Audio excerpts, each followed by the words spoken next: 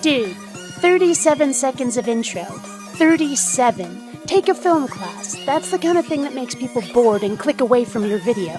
You want 10 seconds, max. 6 or 7 is better. Trust me. This is a short testimony of why I cannot ever be an atheist. I can come to be against God. I can come to acting. Let me say that again.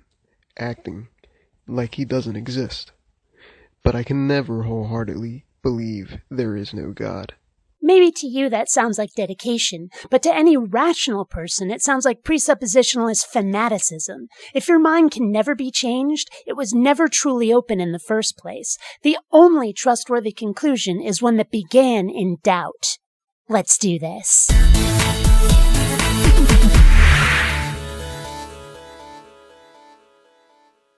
See that? 7 seconds of intro. Just enough to let people know who I am, and then done. Straight to the content.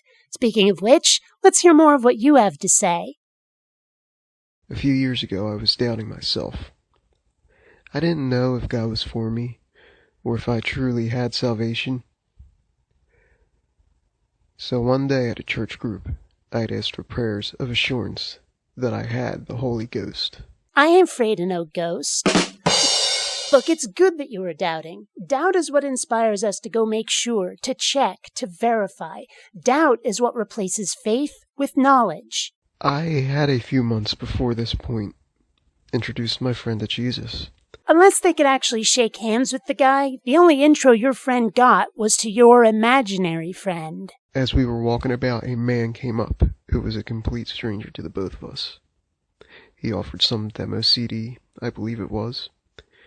He was selling some sort of project. I've seen that happen. When I was living in Seattle, these guys would hang out in front of Westlake Mall trying to sell their rap albums to passers-by. Never bought one because I'm not into rap. I'm just saying I've seen it happen. I politely declined his offer. However, as he was about to walk away, he gave me a stern look in the eyes. He said, "I can really see the Spirit of God in you." Not too far from the rappers, near the bus terminal on Pine, Seattle also has people handing out religious literature, pamphlets and stuff. This isn't uncommon. As he walked away, he gave me a card with information on it. Out of all the titles he could use for his project, the card read, Miracles. I wonder if that was some sort of tongue-in-cheek confirmation from God that it was indeed supernatural. So let's sum up. A guy on the street is trying to get people to take some project of his, which you didn't take, so we'll never know, but could easily have been religious in nature, tells you he sees God in you, which, for all you know, he tells everybody, and hands you a card with the word miracles on it. And from that, you conclude that something supernatural happened. If this isn't the most high-octane, weapons-grade, stand-back-it's-gonna-blow example of confirmation bias I've ever heard, it's damn close. A series of completely 100% mundane material world events with just the tiniest scrap of coincidence to them just happen to come at a time when you're doubting yourself, and you're convinced it was a sign from God. Never mind that each and every one of them can happen according to the natural laws of the universe. Who cares if not a single thing happened that required the intervention of the divine? Clearly a God was responsible. When I moved to San Diego, I found an amazingly comfortable condo that was just within my price range and in the best part of town. Thor, Zeus, and Horus be praised, it's a miracle. And the realtor's sitting on the contract for 8 months before finally deciding to sell? That was just my trial to prove I'm worthy. Obviously. If that sounds really stupid to you, think how your story sounds to me. And why. Now I know that the staunch atheists out there would try and pin a whole bunch of logical fallacies out there to this story, such as argument from faith or argument from inconsistent revelations and many others, which the attempts are actually generalized logical fallacies in themselves. They might even be confident in their atheistic faith enough to label this as a hallucination. No, I'm more than willing to accept that this event happened. What I'm disputing is the conclusion you draw from it. You say it was supernatural, yet that declaration is completely unsupported by the evidence. And that is where your case falls apart, goes from believable to unsupportable. Evidence. You've got to be pretty delusional yourself to think that 3 separate witnesses to an unexpected, unorchestrated, except by Providence, event is a hallucination. It doesn't matter how many people saw it. This is basically a variant on the logical fallacy of argumentum ad populum. What matters is whether you can show that it happened to people who weren't there. Otherwise, they have no reason to believe your stories.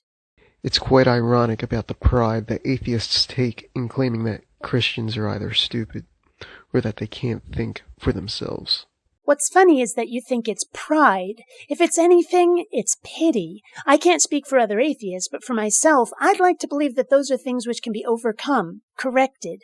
That's why I'm here doing what I do. That and self-defense against theists who use religion as an excuse to treat other people like shit. So who would really be the fool here? The one who has had a legitimate experience, or the one that adamantly insists that the experience is a delusion despite witnesses? Again, I don't dispute the experience you had. A guy on the street comes up to you and hands you a card with a word on it that is heavily utilized by religion. I can accept that.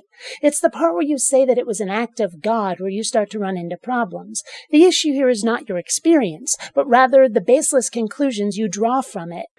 I'm not bothered by people's attempts to label things as logical fallacies, but by the cognitive dissonance that they try to justify with vain endeavors to identify something as a logical fallacy just to sound smart, and through that conduit they show ultimate denial. Do you actually think we're on some quest to find logical fallacies, and that we point them out just to sound smart? This is what happens when you base your religion around a martyr. Everything except total agreement looks like oppression. The fact is, what we're really doing is seeking the truth by way of finding facts and using logic to come to correct conclusions from them. If we find logical fallacies in your claims and your reasoning, it's not an attack, and you can only see it as one if being corrected is something you find humiliating instead of educating, illuminating. Yet we are the ones accused of pride. Think about that. Take all the time you need. So, all I can say in this is that I don't expect people to be persuaded by this. Well, that's handy. All I can say is that my conclusion is simply that one of the two of us here has to be questioning who is truly hurting themselves. You're engaging in wishful thinking. I'm remaining constructively skeptical. I guarantee the damage being done isn't on my end. Until next time, fellow space travelers, this is BionicDance saying don't run on automatic. Instead, please think.